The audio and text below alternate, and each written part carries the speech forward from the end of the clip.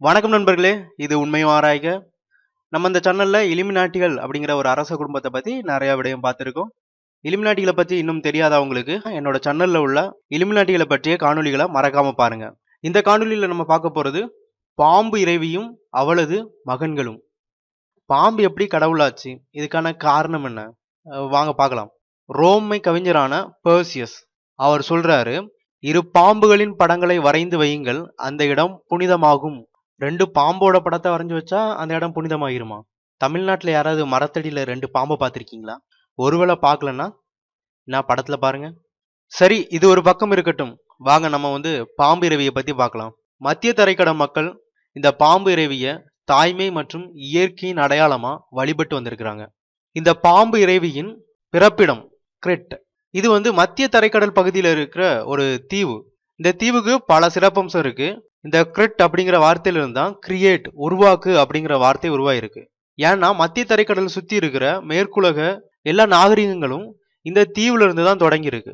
இன்னும் ஒரு முக்கியமான சிறப்பு என்னன்னா, மூழ்கி போன அட்லாண்டிக் கண்டத்துடைய மீதமுள்ள பகுதி தான் இந்த கிரெட் அப்படிங்கிற தீவு.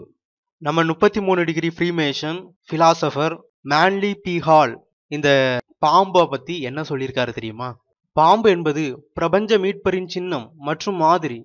அவரே ஞானத்தையும் நன்மை தீமை அறியும் திறனையும் உருவாக்கி உலகை மீட்பவர் அப்படின்னு secret teachings of all ages அப்படிங்கிற நூல்ல எழுதி வச்சிருக்கிறாரு.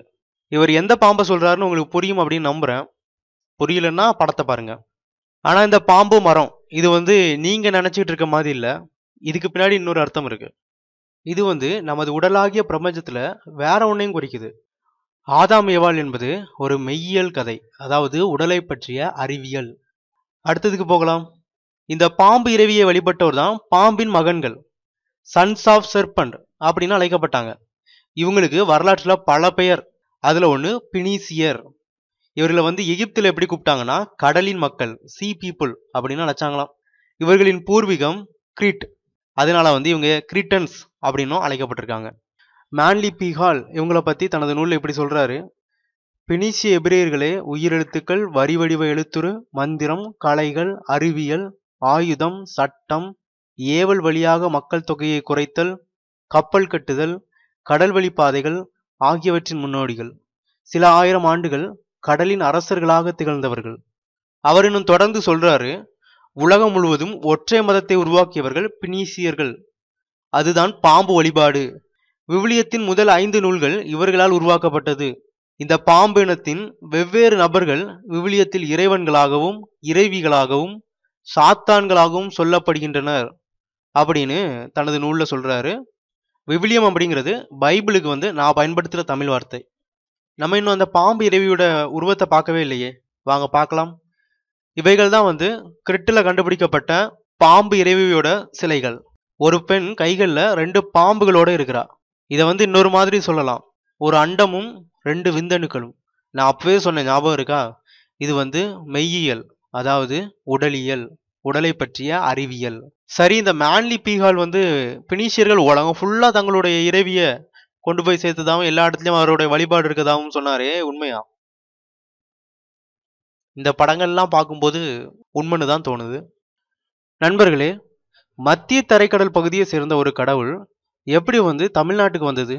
அதுவும் தமிழ்நாட்டுல கிராமப்புறங்கள்ல இருக்கிற மரத்துக்கடியில எப்படி போய் உட்கார்ந்தது அந்த தெய்வம்? இதுக்கு என்ன காரணம், என்ன நடந்திருக்கும்?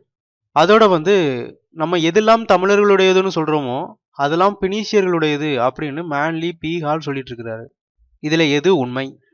இந்த மர்மம் முடிச்சு மட்டும் புரிஞ்சுதுன்னா உங்களுக்கு எல்லாமே புரிஞ்சிடும்.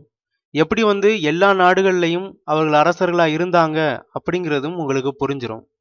அதோட தமிழர்களுக்கும் இவர்களுக்கும் என்ன பிரச்சனை அப்படிங்கிறதும் உங்களுக்கு புரிஞ்சிடும். இப்பவே நீங்க பினீசியர்களை பத்தி தேட ஆரம்பிச்சிருப்பீங்க அப்படின்னு நம்புறேன். இப்போ நான் உங்ககிட்ட சில கேள்விகள் கேட்பேன், அதற்கான பதிலை நீங்க கீழே தரலாம். 1வது கேள்வி, பினீசியர்களை பத்தி நீங்க என்ன நினைக்கிறீங்க? கொஞ்சம் தேடுதலுக்கு அப்புறம் உங்களுடைய கருத்தை கீழே எழுதுங்க. 2வது கேள்வி, ரகசிய அமைப்புகள் புகழும் அந்த பாம்பு எதை குறிக்கிறது? ஏதேன் தோட்ட பாம்பு எதை குறிக்கிறது?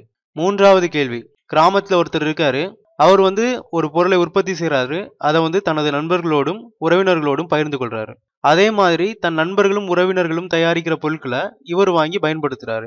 இது சிறந்ததா?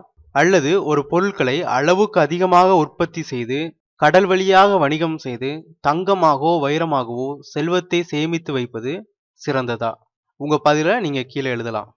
அடுத்ததா, இலுமினாட்டி அரச குடும்பம் அறிமுகம். இந்த மின்னூல வந்து பதிவிறக்கம் செய்து படிங்க. உங்களுடைய கருத்துக்கள சொல்லுங்க. மிக விரைவில வந்து நான் பெனிஷியர்கள பத்தி தெளிவா, விரிவா ஒரு பதிவிடுறேன். இந்த காணொளி உங்களுக்கு பிடிச்சிருந்ததுன்னா, மறக்காம லைக் பண்ணுங்க. அதோட இந்த காணொளிய உங்க நண்பர்களோடு பகிர்ந்து கொள்ளுங்க.